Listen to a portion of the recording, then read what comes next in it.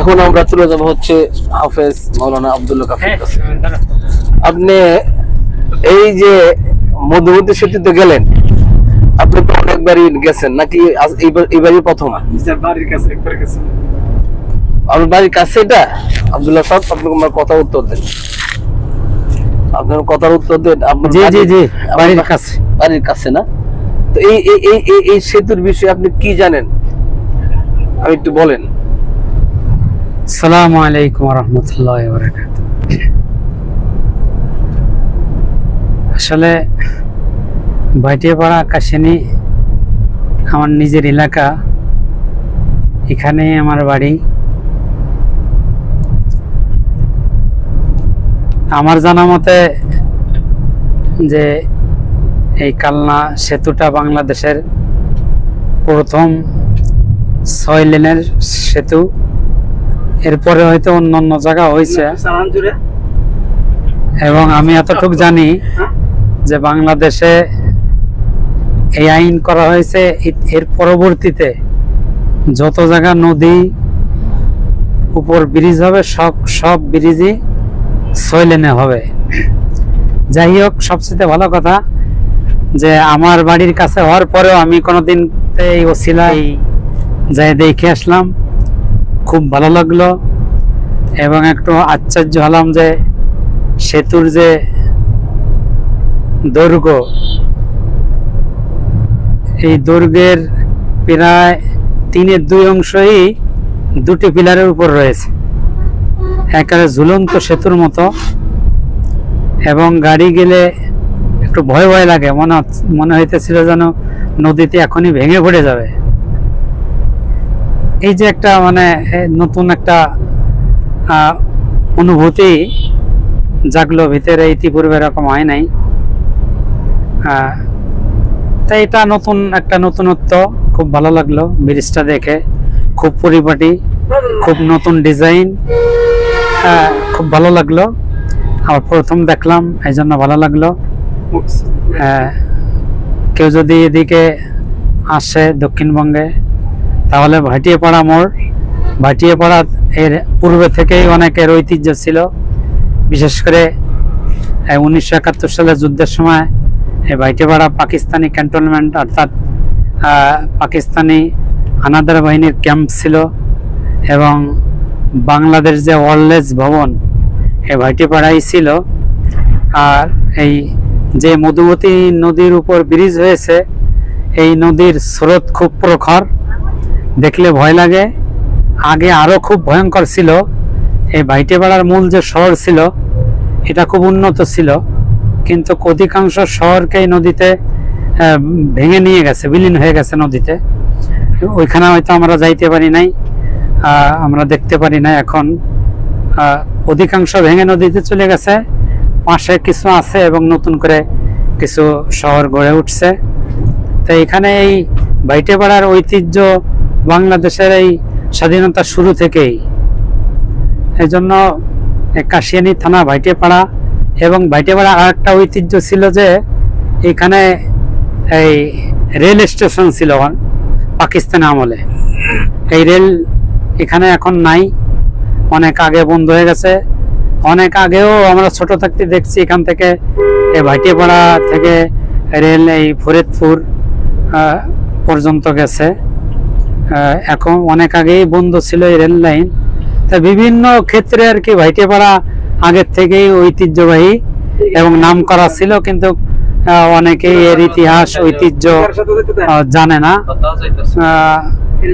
আমরা যতটুকু দেখছি আর কি, সব মিলে মোটামুটি এলাকাটা খুব সুন্দর, সবুজ শ্যামল, গাছগাছালিতে ঘেরা, নদী, পুকুর এবং অধিকাংশ কৃষি জমি, সেই সবকিছুই মানে দৃষ্টিনন্দন, ভালোই লাগে।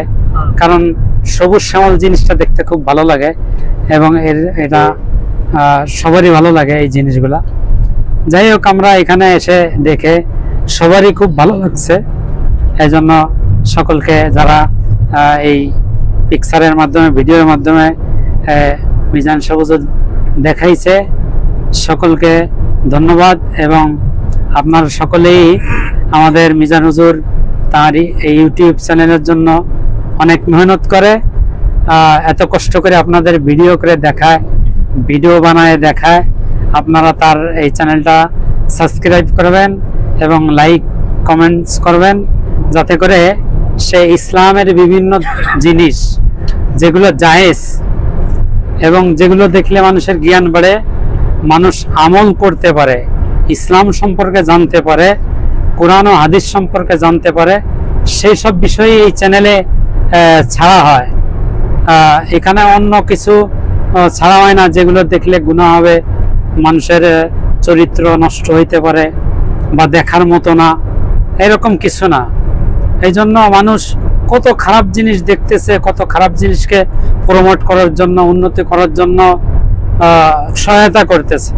কিন্তু মানুষ দ্বীনের জন্য, ধর্মের জন্য, ইসলামের জন্য, নিজের দুনিয়া এবং আখিরাতের কল্যাণের জন্য যেই জিনিসগুলো যারা ডেভেলপ করার জন্য, উন্নত করার জন্য চেষ্টা করতেছে, তার মধ্যে আমাদের মিজান হুজুর একজন।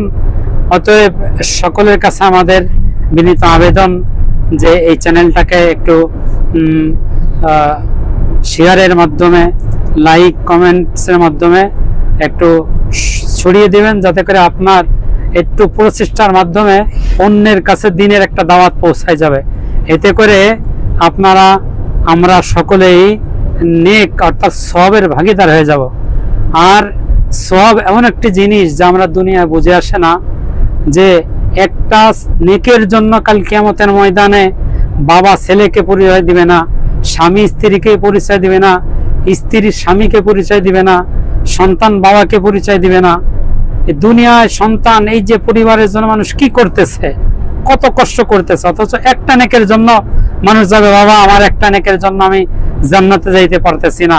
তখন বলবে যে তুমি আবার আমাকে বাবা বলতেছো কেন, আমার তো কোনো সন্তান ছিল না। এরকম সন্তানের কাছে যাবে, সন্তান বলবে আমার কোনো বাবা ছিল না।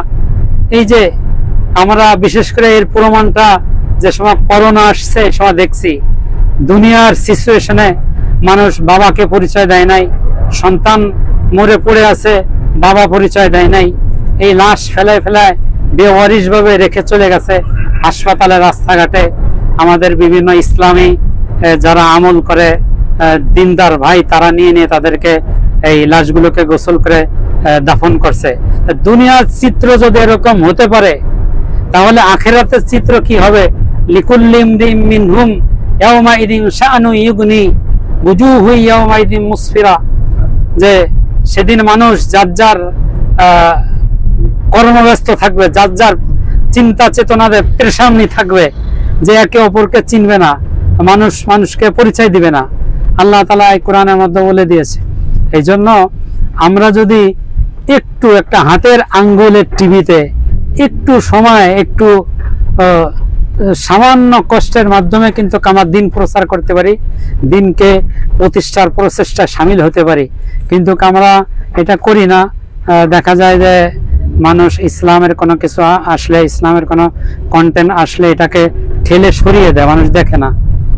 তো এই যে এই বিনা কষ্টে আমরা কিন্তু এই সওয়াবের ভাগীদার হইতে পারি। এই জন্য আমার পক্ষ থেকে সকলকে বিনীত আবেদন রাখবো যে আমরা কতটা সময় ব্যয় করি এই মোবাইলের পিছনে, বিভিন্ন ভিডিও দেখি, খারাপ ভিডিও দেখি, আমরা একটু ইসলামের জিনিসগুলো দেখি। এতে করে একটা কথার মাধ্যমে, অল্প একটু ওয়াজ শোনার মাধ্যমে আপনার আমার জীবন বিশাল পরিবর্তন চলে আসতে পারে, আমার সারা জীবনের হিদায়াত চলে আসতে পারে। হ্যাঁ, আমার সারা জীবনের যে গুনাহ, এগুলা পরিহার করে আমি আমলের দিকে চলে আসতে পারি। এতে করে আমার দুনিয়া এবং আখিরাত উভয় জাহান কল্যাণ কামি হবে, আমি কামিয়াবি হয়ে যাব, আমি সফলতার খাতায় নাম লেখাই দিতে পারবো। এই জন্য আমরা একটু এগিয়ে আসি ইসলামের জন্য। ইসলামের বুঝ আল্লাহ সুবহানাহু ওয়া তাআলা সকলের মধ্যে, সকলের ভিতরে প্রতিষ্ঠিত হয়ে যাক, প্রতিষ্ঠিত যেন হয়ে যায়, এই দোয়া, এই কামনা রেখে আমি আমার কথা শেষ করছি। আখিরি দাওয়ানা আলহামদুলিল্লাহি রাব্বিল আলামিন।